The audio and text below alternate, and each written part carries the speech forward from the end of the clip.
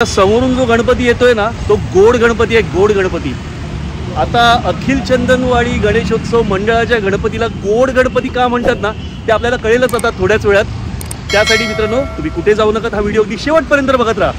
ही बघा, ही आहे युवा मंडळी अखिल चंदनवाडी गणेशोत्सव मंडळाची। तर मग काय काय कसं वाटतं तुम्हाला? मला भारी वाटतंय। गणपती आला म्हणजे आपण जी वाट बघत होतो वर्षभर, ज्या क्षणाची तो क्षण आलेला आहे। मग एक्साइटमेंट काय म्हणते तुमचं? एकदम हाय? हाऊ इज द जोश? हाऊ इज द जोश? I said how is the जोश? गणपती बाप्पा मंगल मूर्ती। तर ही आहे चंदनवाडीच्या गणपतीची 2024 ची मूर्ती।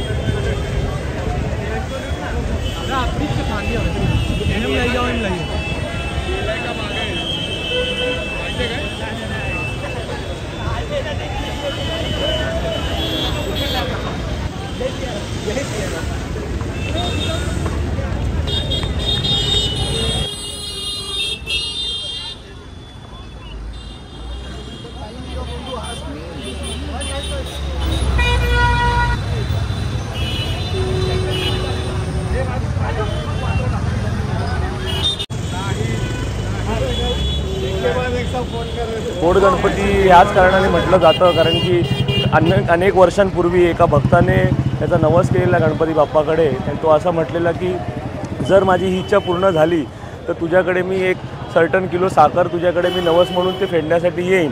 आणि त्या भक्ताची ती इच्छा पूर्ण झाल्यामुळे तो भक्त आलेला आणि त्यांनी एक साखर गणपतीकडे अर्पण केली। मग दरवर्षीप्रमाणे असे अनेक भक्त यायला लागले, त्यांची इच्छा पूर्ण होत गेल्या आणि असंच साखरेचा वर्षाव गणपतीवर करू लागले।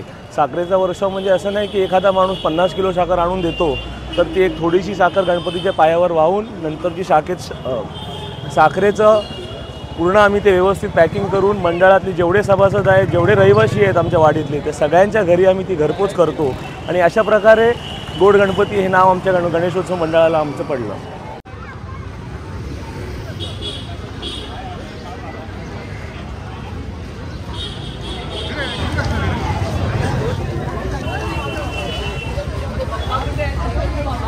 कुठून आला तुम्ही? अंधेरीवरनं। अंधेरीवरनं? का ते? बाप्पाच्या दर्शनासाठी। मग कसं वाटलं तुम्हाला दर्शन?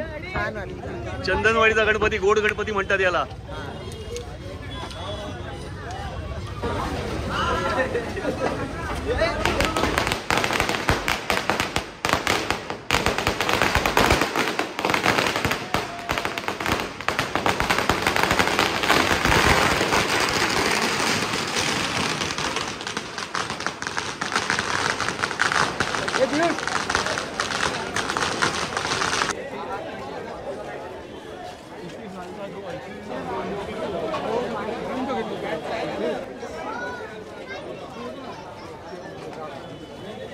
मित्रांनो, असा होता हा चंदनवाडीचा गोड गणपती, ज्याचं दर्शन मी आज तुम्हाला आपल्या यूट्यूबच्या चॅनलच्या माध्यमातून घडवलं। तर तुम्हाला हा व्हिडिओ आवडला असेल तर व्हिडिओला लाईक करा, व्हिडिओवरती कमेंट करा, व्हिडिओला जास्तीत जास्त शेअर करा। आणि जर तुम्ही आपल्या मी बोरिवलीकर या चॅनलवरती नवीन असाल तर सर्वप्रथम आपल्या चॅनलला सबस्क्राईब करा।